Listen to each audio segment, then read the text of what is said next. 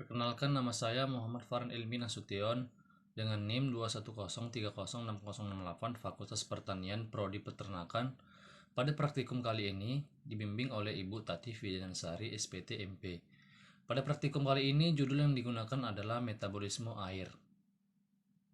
Ada 3 alat kompensasi tubuh, yaitu yang pertama, sistem dapar atau darah. Larutan dapar atau larutan penyangga adalah larutan yang mengandung campuran asam, lemah dan basa konjugatnya atau sebaliknya.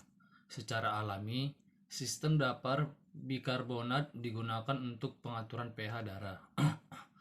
Karena darah mengandung sistem dapar asam bikarbonat dan garam bikarbonat untuk mempertahankan pH darah tetap normal, yaitu 7,35 sampai 7,45, diperlukan perbandingan kadar garam bikarbonat kadar garam asam karbonat sama dengan 20:1. Yang kedua, sistem respirasi. Proses respirasi yaitu tubuh menggunakan oksigen dan menyingkirkan karbon dioksida serta uap air. Melibatkan yang pertama pemasukan O2 dan pelepasan CO2 di alveoli, yang kedua transportasi O2 dari alveoli ke jaringan, yang ketiga transportasi CO2 dari jaringan ke alveoli. Sistem respirasi ditentukan oleh proses difusi udara. Tekanan parsial gas dalam udara pernapasan adalah PO2 dan PCO2. Transportasi O2 dalam darah berbentuk, yang pertama ada gas larut dalam plasma yaitu sedikit, yang kedua O2 terikat homoglobin HbO2. Sistem respirasi dipengaruhi oleh sebuah tekanan yang dinamakan tekanan parsial CO2. Tekanan parsial CO2 ini yang mendorong terjadinya pertukaran O2 dan CO2. Pada saat O2 dalam darah tinggi, maka tekanan CO2 rendah dan begitu pula sebaliknya.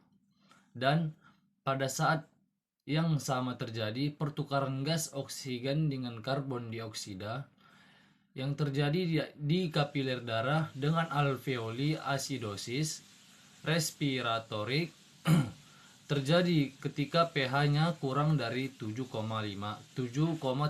maka CO2 akan menumpuk di dalam darah dan pernapasan akan terjadi secara lambat. Alkalosis respiratorik terjadi ketika pH-nya lebih dari 7,45 serta rendahnya CO2 dan pernapasan akan terjadi secara cepat dan dalam. Ketiga, sistem ekskresi urin pada ginjal.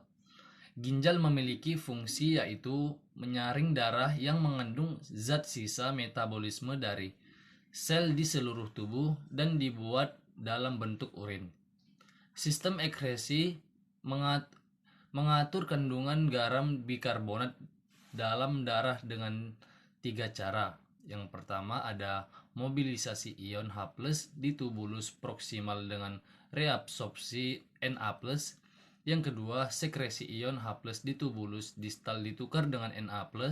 Yang ketiga, membentuk amonia NH4+ di tubulus distal menggantikan Na+ yang terpakai untuk nomor 2. Yang kedua, metabolisme air pada tubuh ternak. Air merupakan senyawa yang memiliki rumus kimia H2O yang berfungsi sebagai penyusun jaringan pada hewan dan juga tumbuhan.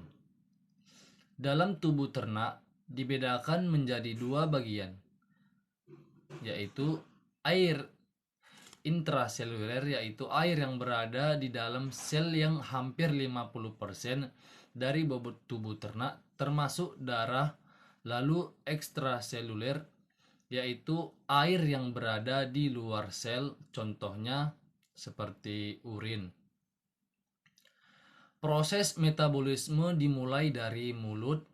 Ketika air sudah masuk mulut, air akan menuju ke sistem pencernaan. Dari sistem pencernaan terjadi penyerapan air, selanjutnya akan masuk ke pembuluh darah dan masuk ke jantung. Dari jantung akan dipompa menuju ke paru-paru. Nah, di paru-paru terjadi pertukaran gas oksigen dan karbon dioksida. Yang ketiga, sumber air pada ternak, yaitu yang pertama air minum. Kita bisa memberikan minum pada ternak sehari sekali apabila ternak merasa kehausan.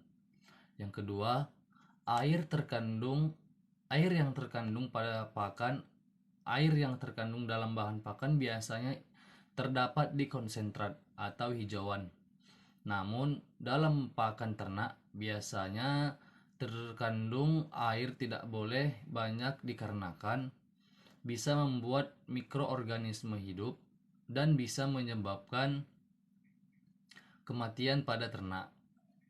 Yang ketiga, air metabolik yang didapat sebagai hasil dari oksidasi makanan dan sintesa dari molekul yang kompleks di dalam tubuh.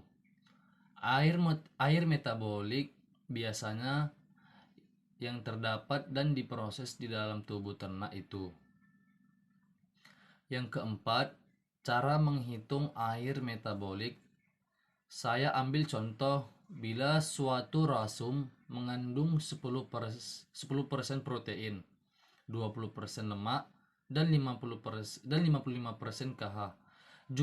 Jumlah air metabolik dihasilkan untuk setiap 100 kcal energi metabolik adalah, pada tabel terdapat zat makanan yaitu karbohidrat memiliki air metabolik hasil oksidasinya sebesar 60 gram, rata-rata kalorinya itu sebesar 400 kcal dan air metabolik per 100 kcal energi metabolisme yaitu sebesar 15. Selanjutnya, protein besar air metabolisme hasil oksidasi yaitu sebesar 42 gram, rata-rata kalorinya itu sebesar 400 kcal dan air metabolik per 100 kcal energi metabolisme yaitu sebesar 10,5. Dan terakhir ada lemak yang memiliki air metabolik hasil oksidasi yaitu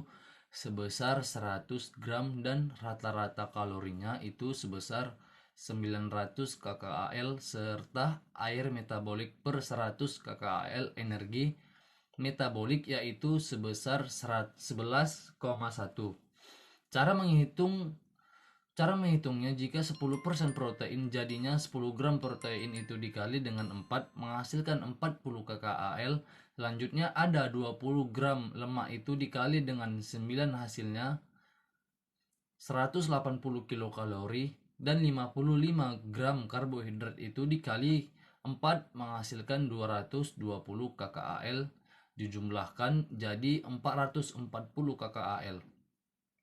Jadi jika 40 kcal itu dapat menghasilkan 40 dikali dengan air metabolik per 100 kcal, energi metabolisme yang berasal dari protein sebesar 10,5 ini dibagi 100 untuk mendapatkan 1 kcal jadinya 40 dikali 0,105 hasilnya 4,2 gram air metabolik. Selanjutnya 100 kcal pada lemak itu menghasilkan 180 dikali dengan air metabolik per 100 kcal energi metabolisme pada lemak sebesar 11,1 yang dimana itu dibagi dengan 100 untuk mendapatkan 1 kcal jadinya 180 dikali 0,111 hasilnya 19,98. Metabolik selanjutnya ada 220 kcal yang menghasilkan 220 dikali air metabolik per 100 kcal energi metabolisme yang berasal dari karbohidrat sebesar 15 ini dibagi 100 untuk menghasilkan 1 kcal sehingga didapat 220 kcal dikali 0,150 menghasilkan 33 gram air metabolik semuanya dijumlahkan mendapatkan 57 air metabolik. Jadi bila energi ransum 1 kcal maka air metabolik yang dihasilkan adalah 57 gram. Untuk 100 kkal energi metabolik air metabolik yang dihasilkan adalah jadi dari 40 protein itu dikali dengan air metabolik 100 kilokalori, energi metabolis sebesar 10,5 dihasilkan 420. Selanjutnya 180 lemak itu dikalikan dengan air metabolisme per 100 kkal energi metabolisme sebesar 11,1 menghasilkan 1998.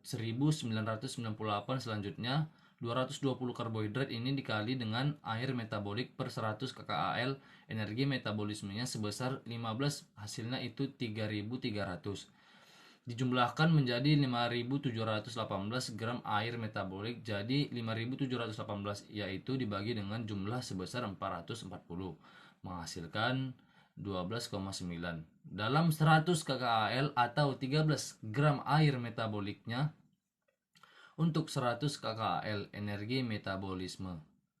5 faktor-faktor yang mempengaruhi ekresi ternak antara lain hilangnya air lewat kulit pada mamalia umurnya akan membantu atau melepaskan panas untuk mengatur temperatur tubuh.